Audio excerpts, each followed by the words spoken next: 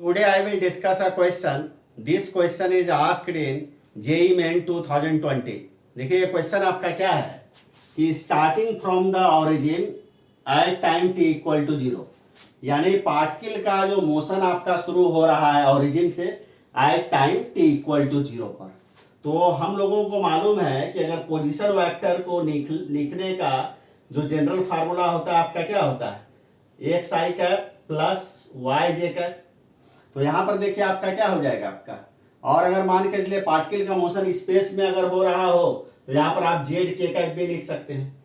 क्योंकि यहाँ पर पार्टिकल का मोशन आपका एक्स वाई प्लेन में हो रहा है तो इसको लिखने की जरूरत है नहीं। तो at time t equal to zero पर पार्टिकल आपका कहाँ है, ओरिजिन पर है ना। तो एक्स का वैल्यू भी जीरो ले लीजिए, क्योंकि ओरिजिन का एक्स कोऑर्डिनेट भी जीरो होता है और वाई कोऑर्डिनेट भी आपका क्या होता है, जीरो होता है। तो वेक्टर आर को लिखा जा सकता है जीरो आई कैप प्लस जीरो जे कैप, यानी ये आपका क्या हो गया, जीरो वेक्टर हो गया।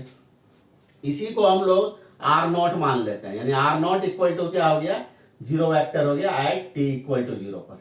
यानी at t equal to zero पर पार्टिकल का पोजीशन वेक्टर हो गया आपका ये।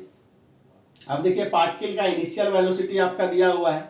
इस प्रॉब्लम में देखिए क्या है कि पार्टिकल का जो इनिशियल वेलोसिटी दिया हुआ है आपका 5 जे कैप मीटर पर सेकेंड, और पार्टिकल आपका मूव कर रहा है एक्स वाई प्लेन में with a constant acceleration.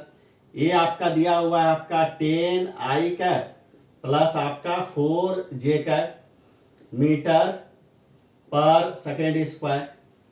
Eight time t पर पार्टिकल का कोऑर्डिनेट्स दिया हुआ है, तो एट टाइम टी पर पार्टिकल का पोजीशन वेक्टर को लिखा जा सकता है। एक्स कोऑर्डिनेट को आई कैप के साथ मल्टीप्लाई कर दीजिए और जो y कोऑर्डिनेट है इसको j कैप के साथ मल्टीप्लाई कर दीजिए। यही आपका एट टाइम t पर पार्टिकल का पोजीशन वेक्टर हो गया at time t equal to t पर। और हम लोगों को मालूम है कि एट टाइम t पर जो पार्टिकल का पोजीशन वेक्टर होगा वो आपका क्या हो जाएगा, r naught plus u t plus half a t square.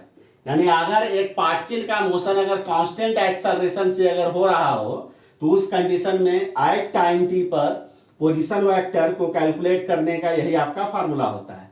क्योंकि देखिए यहाँ पर क्या, इस प्रॉब्लम में आर नॉट का वैल्यू आपका जीरो दिया हुआ है, यू का वैल्यू आपका देखिए क्या दिया हुआ है 5 जे कैप, यानी 5 जे कैप को मल्टीप्लाई कर दीजिए किससे, टी से, उसके बाद हाफ। उसके बाद देखिए यहाँ पर वेक्टर ये आपका कितना दिया हुआ है 10 आई cap plus 4 j cap into आपका क्या हो गया टी स्क्वायर।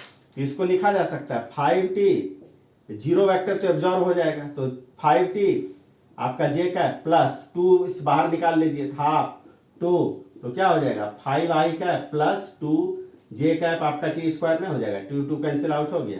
तो 5t जे कैप प्लस यहाँ पर क्या हो जाएगा 5t square I cap plus 2t square आपका क्या हो जाएगा जे कैप।